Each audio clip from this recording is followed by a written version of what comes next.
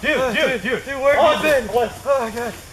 Dude, I think something was following me back there. I kept hearing things kid, I was being followed. Dude, wait, where's Jesse at, man? That is a good question. He's not with you? No.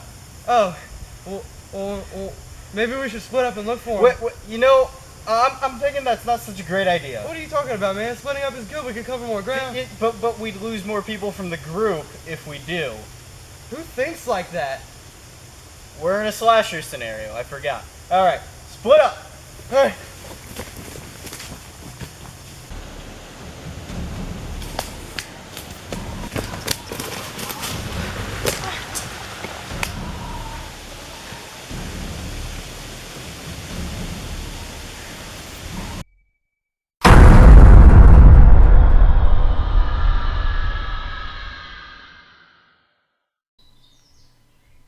Okay, let's talk about Until Dawn.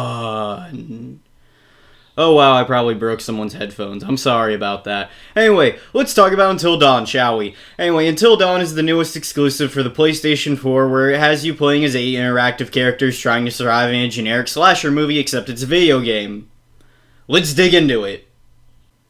Okay, let's talk about the production of Until Dawn, shall we? Until Dawn runs at full 1080p native, locked at 30 frames per second.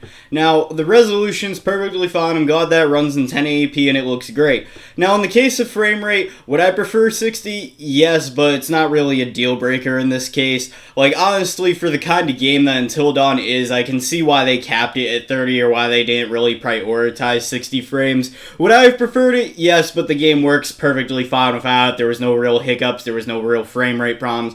So honestly, the 30 frames isn't a deal breaker. It runs great, but I would have preferred 60, but knowing the limitations of the PS4, I can understand why they capped it. Now this brings the question of, hey Urzaban, were there any real technical problems with the game? No, not really. I didn't really have that many technical problems in all honesty. I had a couple texture hang-ups, like a certain flare would like hang out in the background while I was walking with the flare and it'd just have another flashing thing behind me because it couldn't keep up with that. But honestly, from a couple set circumstances like that, I really had no problems with the game's running or anything like that. There was no crashes, there was no frame rate hiccups. It ran perfectly fine. So the fidelity of the game is great because it has little to no problems unless you get the couple little texture hangs that I did. So now let's look at a very important thing for a lot of people. How long is Until Dawn? Now, I'm going to say that how long it takes you is going to depend on how intuitive you are about collecting clues and actually exploring your environment for totems and other things. But with that being said, my playthrough was like 5.5 hours. I feel like you could get a little bit longer, but I feel like each playthrough is going to be about 5 hours. But then you gotta look at the massive replayability value. So we're looking at about a 5 to 6 hour game here. And the reason I say that has a lot of replayability value is because it's been confirmed that there are a lot of different endings for this game, so you're gonna have to at least play through it twice to see a completely different set of endings than you saw. So there is replayability value to its credit. So with all the formalities out of the way, does the actual tone and style of this game work for me? Yes, it does. And I'm saying for me because this is sorely an opinion. Now, for me, I love the style of this game with how it looks like you're inside a slasher flick and it feels like you're actually interacting with the different characters of a slasher movie. Now, with that being said, the actual fidelity is good and all, but it really surprised me of how much they were able to do with the facial recognition, because if you look at each of the actual voice actors to the real character's face, they look surprisingly accurate and similar to each other. I'm not going to say that they're identical because there are differences, but it's surprising with how close they look to one another. And then that brings me to sound score. The sound score is great. It really does remind you of that old generic slasher movie of how it's got the actual orchestra playing and how it'll actually get way more in tune and way more intense when it needs to. It really adds tension to the whole thing.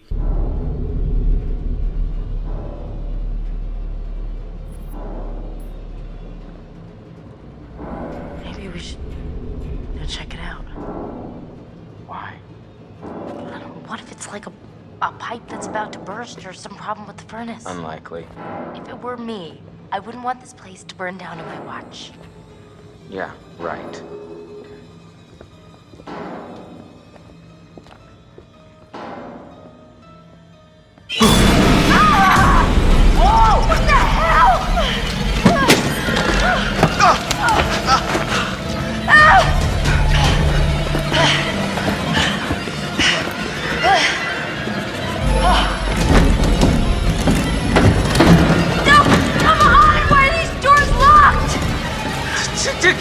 strangers! Hey. What? Hey. What the hell? Boom. You just got mugged. What? Alright, now it's time to talk about the meat of the gameplay. Now, the best way for me to explain the gameplay is just to dissect how I feel about the individual aspects of this while telling you what those aspects are. Now, to start this off, I'm going to start with what I've heard a lot of people complain about. This is the camera angle. I've had a lot of people express to me that they just didn't really care for the camera angle, and I've seen other people say that they didn't really like the camera angle. So, my response to that is, I like the camera angle in the sense that it's very reminiscent of the golden age of horror games, with games like Resident Evil, the original Alone in the Dark, and Silent Hill. Also, I've always preferred this kind of camera angle in horror games simply because it does a really good job of building tension, but it's not it doesn't really make or break the game as far as it having those camera angles or not, because I loved Alien Isolation as a horror game and it didn't have fixed camera angles. So I really like the camera angle simply because it's very reminiscent of the golden age of horror games. Okay, now with my take on the camera angle out of the way, how's the rest of the gameplay suit as far as supporting a choose-your-own-adventure horror game? In all actuality, it does a really good job of complementing itself with gameplay that you would expect from a choose-your-own-adventure horror game. That being said, if you don't like choose-your-own-adventure games, you shouldn't play this game. You're not gonna have fun. Fair warning. Anyway, now that we have that out of the way, the gameplay is pretty much built up of you walking around, talking to people, making choices, moving your cursor, clicking QuickTime events, and just interacting with items, whether they be collectibles or actual lights and other puzzle pieces. Now, before I get into dissecting each of those individual aspects, let me praise this game for its choice system.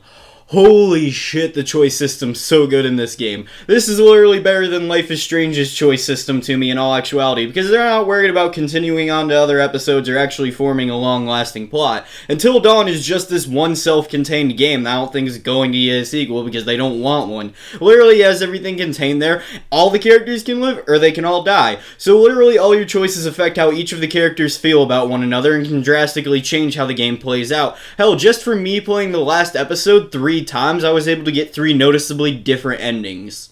And if that doesn't speak for the choice system, I don't know what does. But in all honesty, I'm really glad that those endings were noticeable and that the choices matter, and I can't wait to replay the story to see what other possible endings I could get. Now, with the choice system covered, let me go ahead and talk about the rest of the gameplay. Now, let me say, other than a few rough points, I very much love the gameplay for everything that it does. It complements itself very well. Honestly, you're going to be using the DualShock 4 controller to basically just walk around, make choices, do QuickTime events, cursor moves, and just interacting with items and totems. That's essentially what you're going to use the controller for, and all the controls work fine, unless if you're playing with the heavily tacked on motion controls. This is my first gripe with the gameplay. The motion controls feel like they were just thrown onto the game just for the sake of having them. Now, when I say that motion controls were pretty much just tacked on, I say that with a grain of salt, because it actually did surprise me with how well the controller actually tracked my movement and was responsive. The reason I say that it's tacked on is that it feels way more awkward to use this than actually just using the buttons, and the simple fact of in the move your cursor and click sequences, it can really fuck up your game because you actually have to move the controller and then hit the button, rather than just moving the knob and hitting the button. You could get used to it, but I feel like it would really throw you off your first playthrough, and the simple fact that it doesn't really do much to change the game to begin with, I would just heavily recommend that you just avoid the motion controls altogether, because I feel like they were just thrown in for the sake of having them. And while I'm on the subject of motion controls, I can bring up this little other mini mechanic that was like having a motion control, but wasn't really a motion control. This was the don't move mechanic. Now, while I like the don't move for the reason that they put in that you have to be paying attention when you're really scared or into the game, it can be really fucking hard to hold the controller still, but I wish that you had a slightly bigger buffer zone to actually hold the cursor in. My complaint is that even if you have like a small minuscule twitch or anything, you can really fuck it up. Now, the simple fix to this is that you just find a flat surface and place it on there when you think one of these events is about to happen. Now, with that being said, I do like the don't move. I just felt like it could have been a bit better tweaked by giving us a bit bigger of a buffer zone or something like that. So when looking at the other elements of the controls and gameplay, I really have to bring up the move your cursor and click sequences simply because I think they're a smart little thing to do. They're not really tout-worthy, but it is a noticeable gameplay feature. And I really do like how they can actually play into the choices of whether you want to move and click or not, or if you do. So it actually does add something else to the game, and I do like it for being there. It's not really anything tout-worthy, but it is noticeable. Now, in the case of the QuickTime events in this game, I also really like these simply because they keep you really enthralled into the game and you have to be paying attention to hit them right, because if you fuck them up, you could get a character killed, they could bumble, or something happen that you don't want to happen. And the basic movement of the game works relatively well simply because one knob will actually move you, then you use the other one to look around and see different items and just use trigger, pick up different things, and examine them. So the controls and gameplay work well. My only really big complaint with the gameplay is the simple fact that it feels way too linear, like you're just slowly walking between point A to point B to point C, and there's just cutscenes in between. So in all honesty, I feel like I was just walking in a straight line at a very slow pace. I know that there is the fast walk mechanic, but it didn't really do a lot to speed you up. So for the most part, you are walking in a straight line, and it got to be a bit too linear for me. Like, it was pretty noticeable with how I was just walking in a straight line to the events. That was a noticeable gripe for me, but you may not have that complaint. I just didn't care for how linear the game got. It felt like it got just too linear by the end of the game. And before I round out the gameplay, let me go ahead and just talk about the collectibles here really quick. The collectibles are some of the best collectibles that I've ever seen simply because they make you go out of your way to go find the collectibles and you actually want to. My biggest gripe with collectibles is that they were always just tacked on little menial pieces that never meant anything. This is the complete opposite case. The clues and tomes are almost essential to Until Dawn because while you don't need them, it adds a lot of context to the game and can really fill in the blanks for you.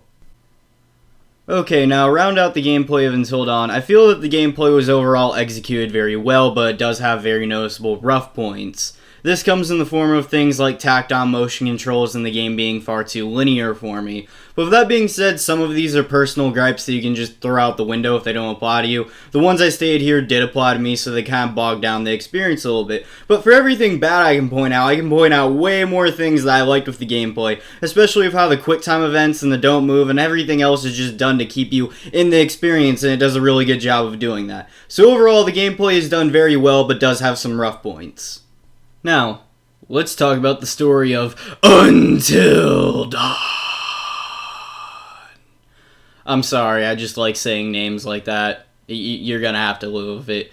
Anyway, moving on. Until Dawn has you playing as 8 young adults hanging up in a cabin up in Washington, basically partying for the weekend, but someone turns out to be a murderer, and you have to spend that whole night figuring out who it is or what's happening up in the Washington mountains.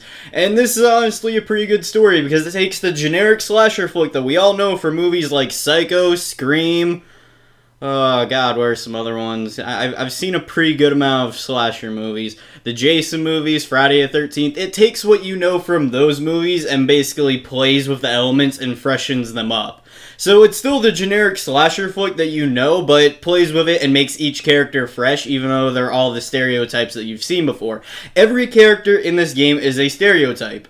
Now, the good thing about this is that the game's completely shameless about it and actually runs with it. And I have no problem with the game being completely shameless about being a stereotype as long as they're shameless about it. And it actually takes all these characters and shows more layers to them because you're actually getting to interact with everyone, develop everyone's friendships, and actually cross the story by making the butterfly effect happen. Boom. Butterfly effect. Shut up, Chris. No one likes you. Anyway, what I really liked about the characters is that while they were the cliches, they could play with those cliches and actually show more layers. That being said, they're all still cliches and you have to be ready for that. And I really like the story in the sense of it makes you feel like you're God over these people because you're literally in control of everyone's fate and you really feel like an asshole if you let someone die early on or you do something wrong. So honestly, the story does really well with making you feel like you're along for the ride watching a slasher flick from all the different points of view. That being said, this isn't the best horror game story I've ever seen, nor do I really expect it to be, but it is a good, solid horror story for a video game. And I really like it because it was actually able to play with all the characters and give them multiple layers and actually show things in different tones and different views than you know from the cliches. So I gotta give the game props for that, but ultimately it is a story that you've heard before, you've seen slasher movies before. It's basically like you're inside of a slasher movie. That's how I can best describe the story. And I like it. It's not the best story I've ever seen, but I like it. Well, with all the bases covered, it's time for me to bring everything together and tell you about how I feel about this game overall and give it a verdict appropriately on how I feel. With that being said, Until Dawn! Okay, I'm probably annoying people really bad with that. Anyway, Until Dawn, I really like it. It's a very well-rounded game, but it has noticeable problems. Those come in the form of basically having motion controls that feel like they're there just to have motion controls. The don't move was a tad too unforgiving for me. I would have liked it if we had a slightly bigger buffer region. That being said, I still like the mechanic and I see why they threw it in. And also, I felt like the game was far too linear. I literally felt like I was walking from point A to point B to point C and just slowly walking in between them. But for all the rough points I can point out way more as to why I really like the game. For example, I love the sound score, I love the style, I love the facial recognition. The choice system's one of the best I've seen in the industry. That being said, it does have problems, and I really like it, so overall, I'm going to have to give Until Dawn an 8.5 out of 10. I would give it a 9, but the couple technical problems I had with texture hanging, not having a frame rate I would prefer, plus a few noticeable rough points for me really bogged this down to an 8.5 instead of a 9 out of 10. And if you have a PS4 and you've been looking for a good exclusive to buy, I can recommend Until Dawn to you. Now that's everything I have to say about Until Dawn, but maybe you completely agreed with me and you want to express that in the comments, or maybe you completely hated my opinion on this and you want to express that in the comments. Say what you want to and let me know your opinion on Until Dawn if you've played the game. My personal opinion, it's a good fun game, it's a great game, but it does have noticeable rough points that kind of bog the game for me. And I'm kind of worried that everyone's going to start saying, oh, Urzaban, you've only had positive reviews. Your lowest review I've seen was only like a 3.5, and that was from a game that came out years ago, and I feel like I'm going to have to go out and review something I absolutely hate, like fucking aliens killing Marines. But anyway, that's my business to worry about, and let me know what you guys think of the review, and I will see you in whatever video comes next. Bitches.